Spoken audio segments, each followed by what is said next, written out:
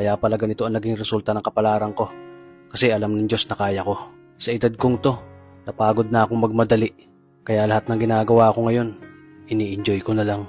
Siguro sa dami na rin ng aking pinagdaanan, napagtanto ko na ang buhay ay mas malawak at mas mahiwaga pa sa mga problemang dumarating sa buhay natin.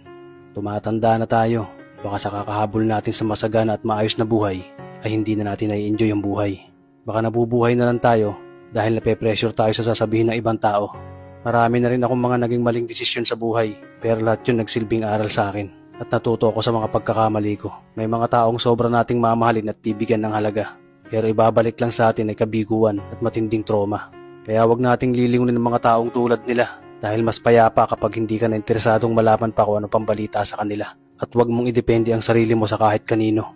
Tandaan mo, kahit sarili mong anino, iiwan ka din nito kapag madilim na ang paligid mo. Kailangan natin matutunan na huwag ikumpara ang sarili natin sa iba dahil hindi natin laban ang laban nila. Karera mo to, di nila karera. Dahil ang buhay ay hindi naman nasusukat sa kung sino ang mayaman, kundi kung sino ang payapa. Kaya galingan mo lang palagi tol dahil napakaraming tao mapanghusga, hihilahin ka pababa. At lagi mo tong tatandaan na makakatanggap ka lang ng papuri mula sa kanila kapag patay ka na.